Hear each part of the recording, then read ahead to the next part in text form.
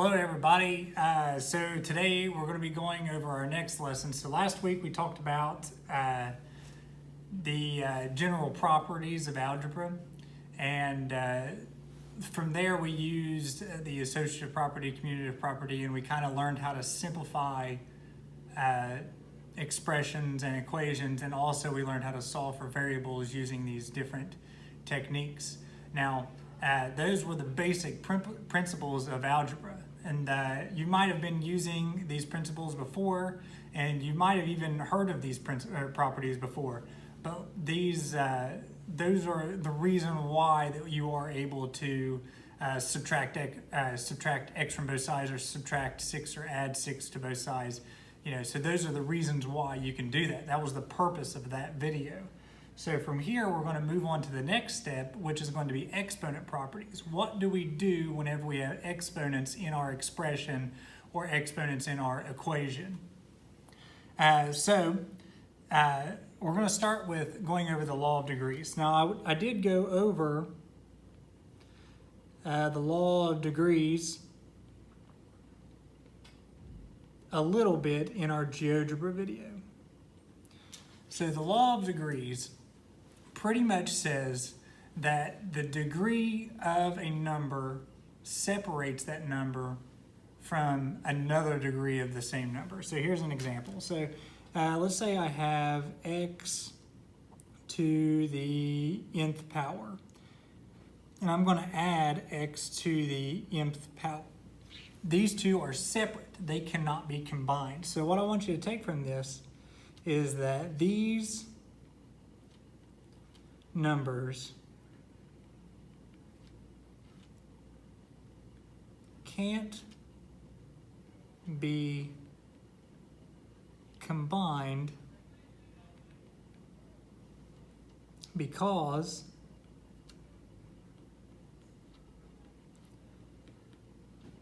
they have different degrees.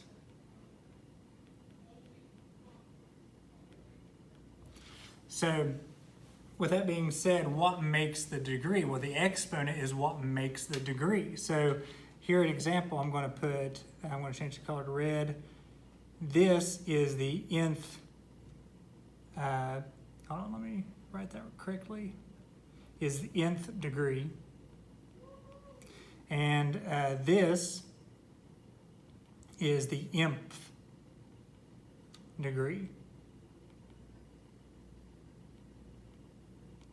So what makes those the degree is the exponent. So equations are written in a certain format, meaning, so I'll go down here and I'll write an example of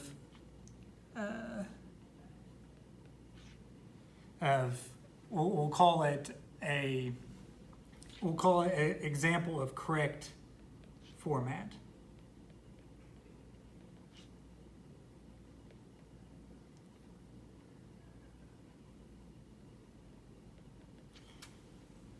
Make sure I write this.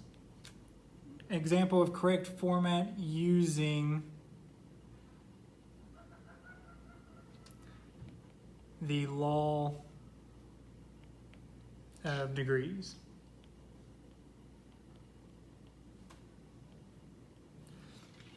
Okay, so here's the example, is y equals, and we're going to do it in descending order. So let's say that of the 4th degree. So I'm going to write above here, I'm going to write 4th degree. So to start out, the equation is written starting with x to the 4th power. So let me, I want to move this down a little bit. 4th degree would mean x to the 4th. Now, from here, we descend the order. So x to the 3rd plus x to the 2nd plus x plus 1. Now, I'm going to write over here, let me make this a little bit neater. x by itself is technically x to the first power. Same for 1. 1 is considered x to the 0th power. And then you could go on to the negatives, but we're not going to go into the negatives right now. Or right now, we'll go in later on in the video. So the reason for saying this is, let me make this a little bit neater so you can see it a little better. So that was the 4th degree, and it descends in order. Now the purpose for this is showing that x to the 4th power cannot be combined with an x to the 3rd power or x to the 0th power because they are different degrees. So this is an equation of the 4th degree. An equation to the 3rd, we'll do an example of an equation to the 2nd degree. So we'll go 2nd degree, and this would be y is equal to x squared plus x plus 1. So that's an example of an equation to the 2nd degree. Now, all this is doing, the whole purpose of the law of degrees, is to set different numbers, or to set numbers different from each other, meaning that they are not combinable as they are. Now, if that number was known, if the x was known, so let's say that it was 2 squared plus 2, we would be able to combine it because we would know what to do. We would do the 2 squared first because of order of operations, and then we would add the 2 to the 4 and get 6. We would know what that is, and then plus 1. If we were going to plug 2 into this, just for the sake, it would end up being 7 because 2 squared is 4, 4 plus 2 is 6, 6 plus 1 is 7. But regardless, the reason that this is here is because we're separating x squared from x. They are 2 different degrees, so they cannot be combined with addition or subtraction. So I'm going to write that as a note. Different degrees. We'll say variables of different degrees.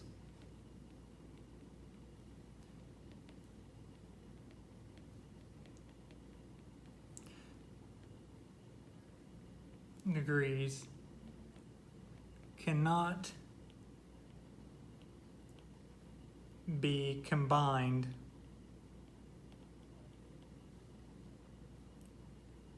with addition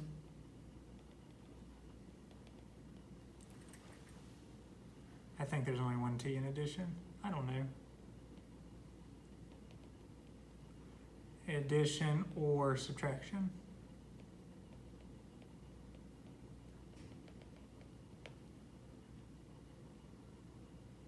Okay, so with that being said, how can they be combined? Well, I know I've combined x's before. That's what we're going to go over today is the exponent rules. So these two being different degrees, there are ways to combine them, but you can't do it with addition or subtraction. How do we do it?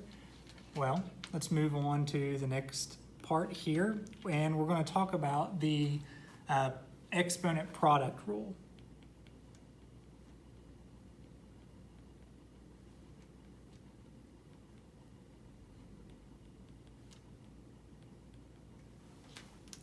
Well, the exponent product rule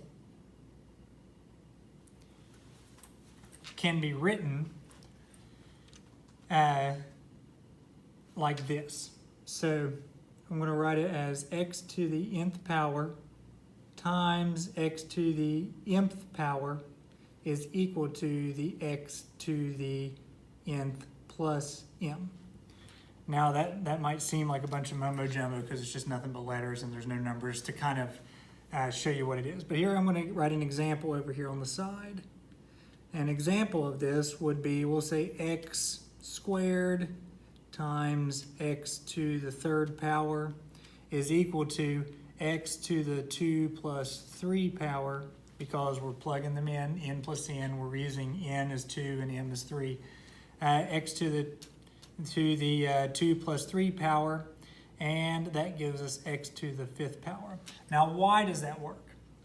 I'm going to explain why that works. So, x squared, what is an exponent? What makes something an exponent? Well, multiplication is what makes an exponent an exponent. And we've talked about the multiplicative identity and the multiplicative inverse. Now we're going to talk about acts of multiplication that you can perform on a variable.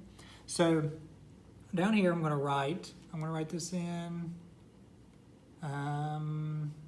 let's do like that pinkish color there.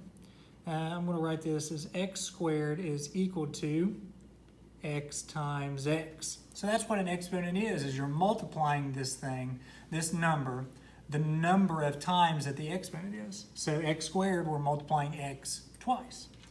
X cubed is equal to x times x times x. Now, if we go back to our example over here, I notice here, using substitution property that we learned last year, x squared, I'm going to plug the x times x into the x squared. Times, because we're multiplying x squared times x to the third, I'm going to multiply it by x to the third, which we just said is x times x times x. And if you count the number of x's there, if we were to get rid of the parentheses, which we are able to do because they're closed under multiplication, you would have 1,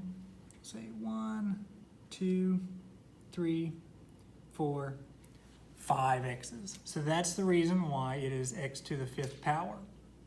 Okay, so that's how the exponent rule works, is when you have an exponent raised to a certain power times an exponent to a different power, they have 2 different degrees. We can combine them through multiplication because of this right here. This is the reason why you're able to do that. With that being said, multiplication and division are very similar to each other. That's the reason why the inverse, we used division, we used a fraction in it, because it is kind of not really an opposite, but it's very similar to multiplication. So now we're going to talk about the exponent quotient rule. Okay, I'm going to write that out for you. Exponent quotient rule. Now, and that rule happens to be x to the nth power divided by x to the mth power is equal to x to the nth minus mth power. Okay, so I'm going to do an example. Let's say that I have x to the, we'll say the 4th power over x to the 3rd power. That is equal to, because this is x to the 4 minus 3, which is equal to x to the 1th power. Now that's also just equal to x. I'm going to write that over here, which is equal to x. Because if it's raised to the 1st power, we don't have to write the 1. Now, so that's how the quotient rule works. Now, similarly up here, so I'm going to change my color back to this pink color. There's a reason why this works. And the reason being is same thing. We know that x to the 4th power is equal to x times x times x times x 4 times. And we know x to the 3rd power is equal to x times x times x times. Now, I'm going to plug this in over here.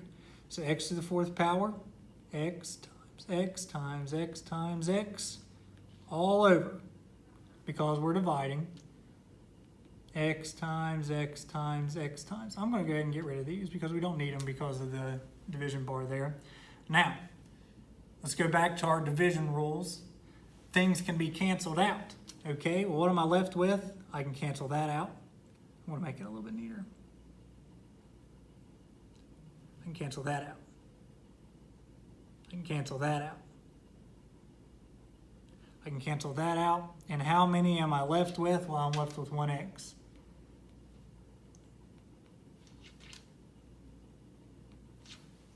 Okay, so that's the reason why that the quotient rule works, is by canceling things out. We all know all about canceling, but that is the reason why that it works right there.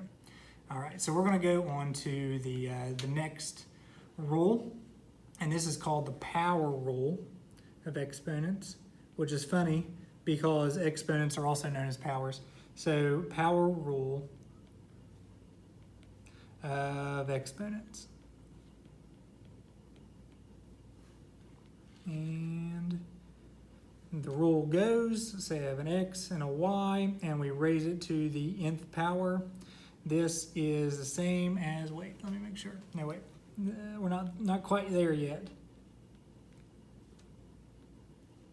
Let's say that we have x to the nth power raised to the mth power. This is the same as x to the n times x to the m. Let's do an example. I'm going to go back to 2 and 3. Say we have x to the second power raised to the x to the third power. This would equal to x 2 times 3 is equal to x to the sixth power. Okay, so that is a good example of the reason why, well, whenever you have a power, something raised to a power raised to another power, you multiply the exponents. Now here's why. Let's go here. Now we know that x squared is equal to x times x. And x cubed is equal to x times x times x. So now we have x times x times x times x times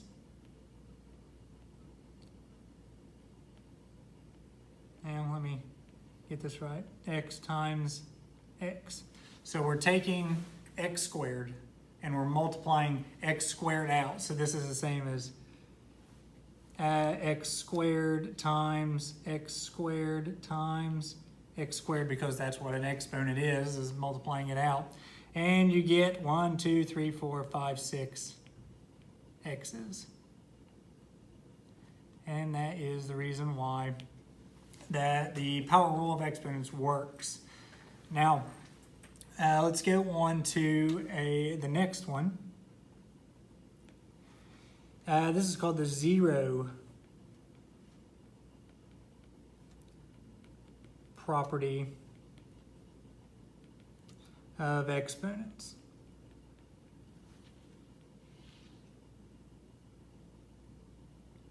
I have to excuse my handwriting, I'm in a hurry. So the zero property of exponents is x to the 0th power is equal to, well, 1. Any x, even 0 to the 0th power is equal to 1. I'll probably do another video later on explaining why 0 to the 0th power is equal to 1.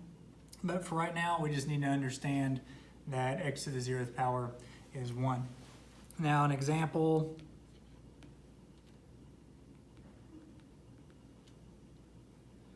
Let's say we have 3 to the 0th power. It is equal to 1. Yeah. Now, I'm wondering if I can explain this without. See how the book explains it.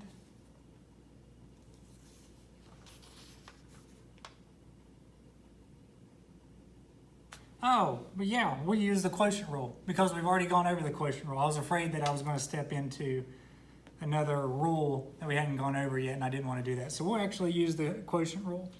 Let's say that I have, I'm going to write, this is the y. No, I'm just going to write this out. So let's say that I have x to the 3rd power over x to the 3rd power. Well, we just said that using the quotient rule earlier, that this is x to the 3rd power minus x to the 3rd power, which equals to 0. We have a rule that says that any number divided by itself. So any number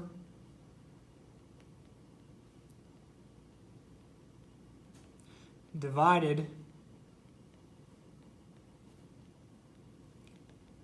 by itself is equal to 1.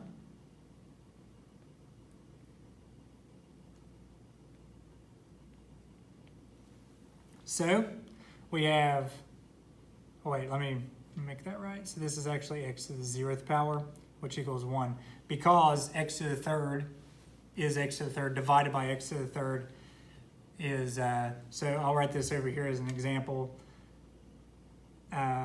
We'll say that this was 3 to the 3rd divided by 3 to the 3rd, which equals 3 to the 3 minus 3,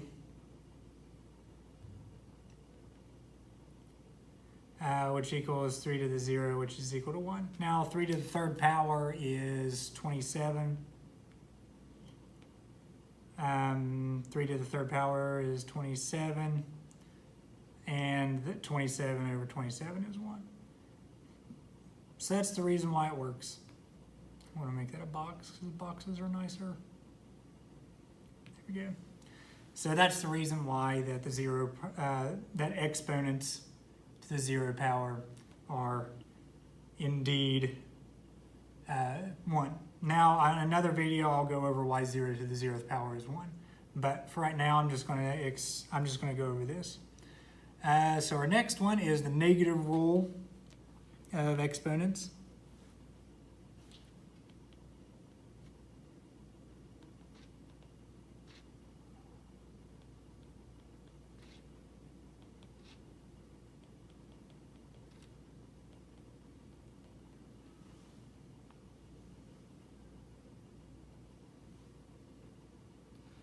Now let's say that I have x raised to the negative nth power.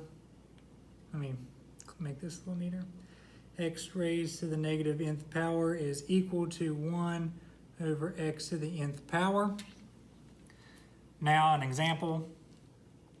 Let's see how this would work. So let's say that I have x to the negative 2nd power. This is equal to 1 over x squared. Okay, so the reason being is it goes back to the quotient rule. So let's say that I have x to the 3rd power over x to the 4th power. Well, this is equal to x to the 3 minus 4, which is equal to x to the negative 1. Well, we just, as we said before, let's do x times x all over x times x times x times x, because that's what x to the 3rd is equal to. That's what x to the 4th is equal to. And we cancel our stuff out. And you're left with an x on the bottom, and since this is 1, 1, 1, since all of these have canceled out, we're left with 1 as the reason.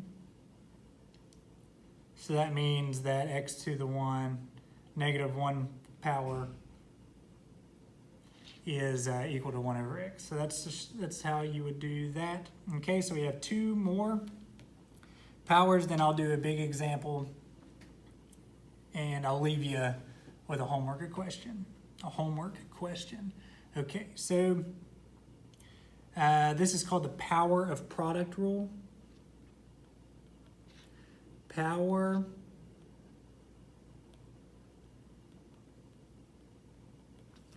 of product rule. And this is what I was trying to write earlier, but I didn't. Xy to the nth power is x to the nth power times y to the nth power. And for example, let's write this out. An example, x to the third, no, let's write this out. xy raised to the third power is equal to x to the third power times y to the third power. Now, this is the exact same reason earlier, is that you're multiplying this same thing out 3 times.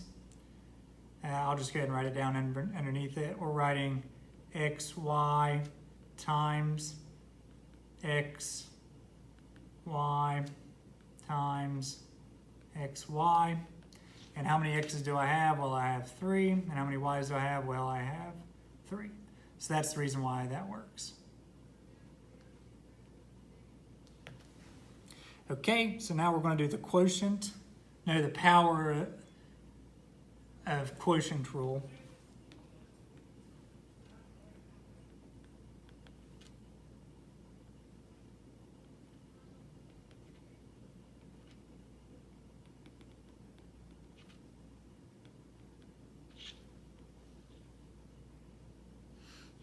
Now, this is going to be that x over y, make that more of a y, raised to the nth power is equal to x to the nth is equal to x to the nth over y to the nth. As an example, let's see here. The example is x over y, and we're going to raise it to the second power, and this is equal to x squared over y squared. Now, because I've done it on all the others, this is the same as x times x divided by y times y. Well, that doesn't explain why it's x, but we'll just write it out like this. We'll do x, y times x, y, because, I mean, that's what we're doing, is we're taking x, y, and multiplying it by 2. And, you know, whenever you multiply fractions, you multiply straight across, and you have x times x over y times y, which equals to x squared over y squared. And that is the y. The power quotient rule works. Okay, so that's all of the properties for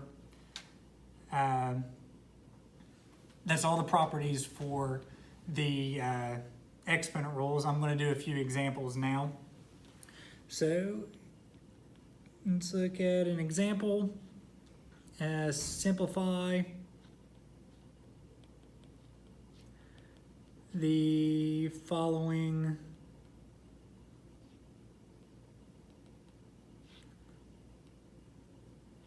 expression.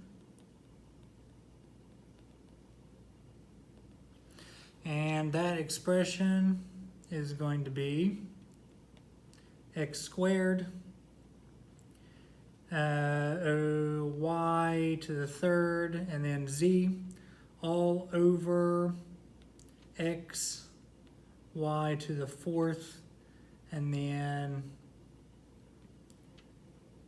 z to the third.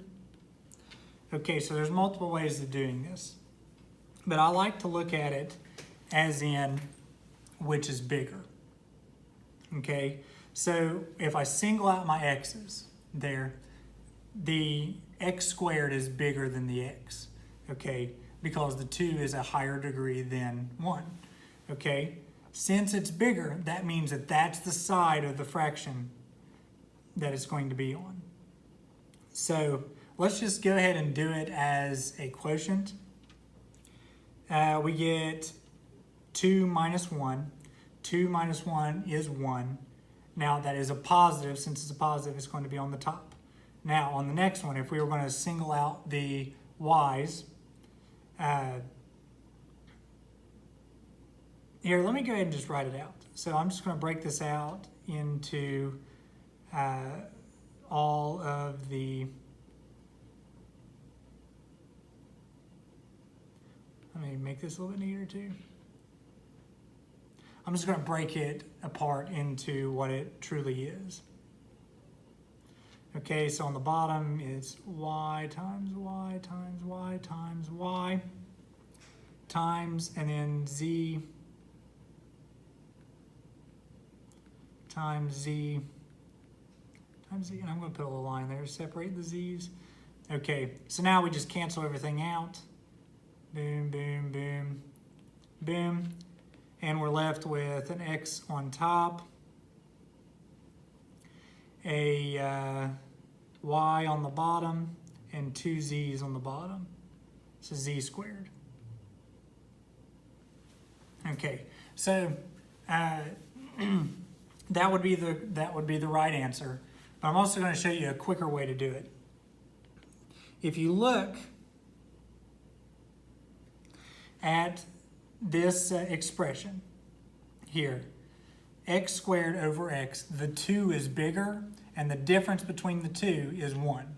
And so that means that since the 2 is bigger, the side that the 2 is on, so since the 2 is on the top half, that means that it's going to stay in the top. So the difference is 1, so that's what the exponent is going to be. All right, so I'll explain more on the next one. On the next one, if you look at y is bigger in the bottom because, 4 is bigger than 3, of course. So that means that the y is going to be on the bottom. Now, the difference between 4 and 3, 4 minus 3 is 1. Since it's on the bottom, since it's bigger on the bottom, that means that 4 is going to be on the bottom. Well, that means that the y is going to be on the bottom. And since 4 minus 3 is 1, that means that that's what the exponent is going to be. So let's look at z.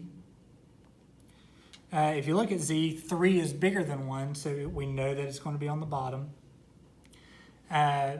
So 3 minus 1 is 2. We know it's going to be on the bottom and that the exponent is going to be 2 because the difference between 3 and 1 is 2. So that's how that works. All right, so now I'm going to do one with negatives. So we'll call this example 2. Stick with my x, y, z's. I don't know why it didn't. There we go. Let's say we have x to the negative 2, y, z cubed. We have x cubed, y squared, z on the bottom. Now this is equal to, okay, so what I like to do is if it's negative, you just flip it over to the other side. Okay, so x to the negative second power, since it's x to the negative second power, I'll just move it to the bottom. So now I have x to the third, x squared, y squared, and then z. And then on top, my y is no longer there. Z cubed. And this is equal to this. Now, I work through it just like I normally would. I'm going to go ahead and combine them. Since we're multiplying, I can add the exponents of the x. So that means 3 plus 2 is 5. We get x to the 5th, y squared, z. I'm just clearing things up now. Simplifying it out. All right, now, this is equal to, so our x to the 5th is done. We've finished it out. Another way you could look at it too is 3 was bigger than negative 2, so obviously 3 is going to be on the bottom. Or that the 5 is going to be on the bottom, and the difference between 3 and negative 2 is 5, so we know that 5 is going to be on the bottom. So the same technique works, it's just that it's easier to comprehend in my mind. I don't know. So we look at the y squared. 2 is bigger than 1, and the difference between 2 and 1 is 1, so we know that y is going to be on the bottom. The difference is 1, so it's going to be to the 1 power, the first power. Now, The last is z. Z to the third, the difference is 2. So we know it's going to be a z squared on the top. All right. I'm not going to have a question from the video today. We'll leave it to your homework assignment. That'll be it. Thanks for watching. I'll see you next week.